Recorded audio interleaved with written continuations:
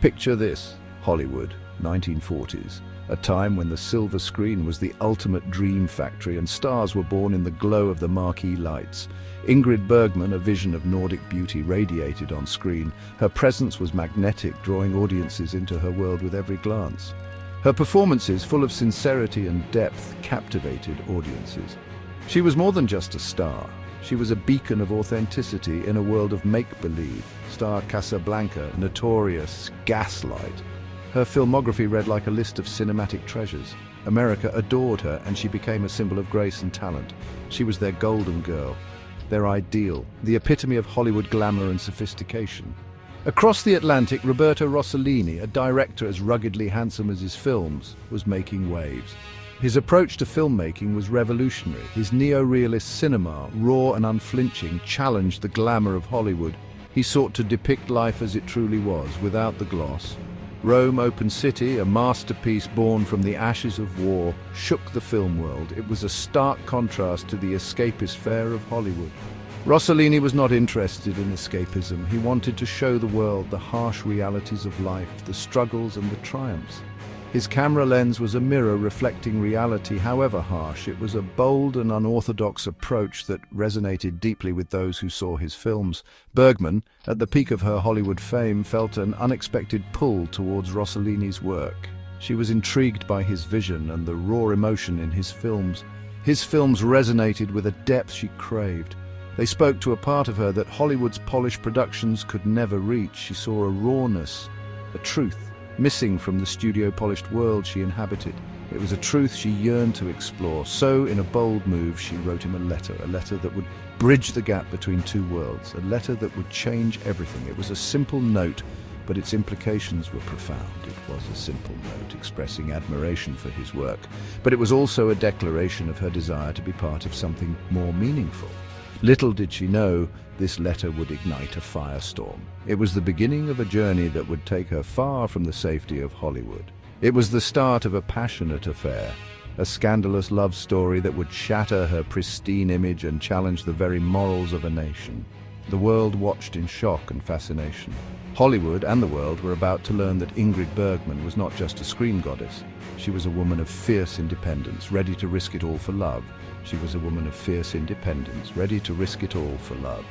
Her story was one of courage, defiance, and an unyielding quest for truth.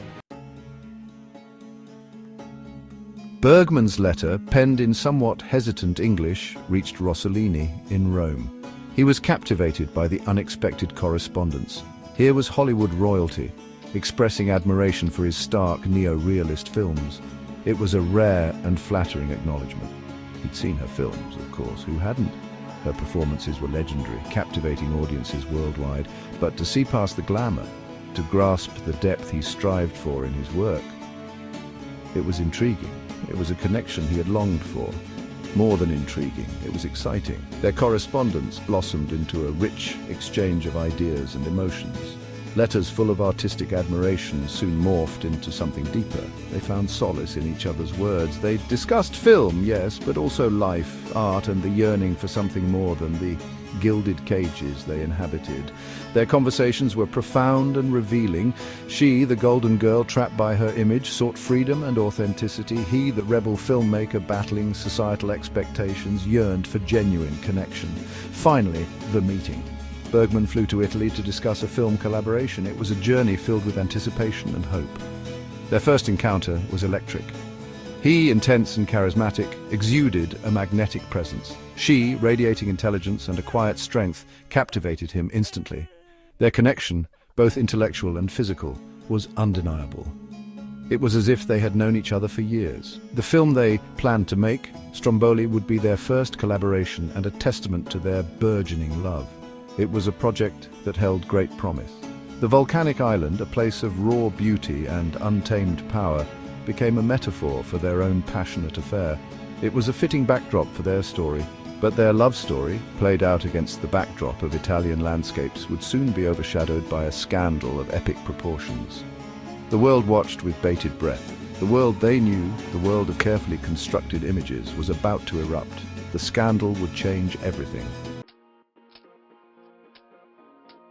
As Bergman and Rossellini worked on Stromboli, Their on-screen chemistry spilled off-screen. The crew whispered. Gossip, like volcanic smoke, began to rise. Both were married, after all. She to a respected doctor, he to another woman. Their affair, a poorly kept secret on the tiny island, became a ticking time bomb. The news, carried on the whispers of the wind, reached America. The press, smelling a scandal of epic proportions, went wild. How could their darling Ingrid, their symbol of virtue, betray her wholesome image? The betrayal, the audacity of it. The scandal broke slowly at first, like a wave gathering force. There were denials, attempts to maintain the facade, but the truth, much like the lava bubbling beneath the surface of Stromboli, was about to explode. Bergman, pregnant with Rossellini's child, became the target of moral outrage. Politicians, eager to capitalize on the scandal, denounced her on the Senate floor. The darling of Hollywood was now a fallen woman, a scarlet letter branded upon her. The life she knew, the life she had so carefully constructed, was crumbling around her. Newspapers devoured the story, spreading it like wildfire across the nation. Bergman pregnant with Italian director's child, screamed the headlines, capturing the public's imagination and igniting a media storm. It was a media frenzy of epic proportions, with every outlet vying for the juiciest scoop. Her pristine image, carefully crafted by the Hollywood machine, was shattered overnight. The public felt betrayed, outraged, as if their trust had been broken. How could their saintly Ilsa from Casablanca do this, they wondered, grappling with the dissonance. The condemnation was swift and brutal, leaving no room for nuance or understanding. Religious groups branded her a sinner, a homewrecker, unworthy of their adoration. Fan magazines, once filled with her smiling face, now splashed her image across their pages with captions dripping with disapproval and scorn. Letters filled with vitriol and disappointment flooded the studio, each one a testament to the public's disillusionment. Hollywood, never one to forgive a scandal, especially one of this magnitude, distanced itself swiftly and decisively.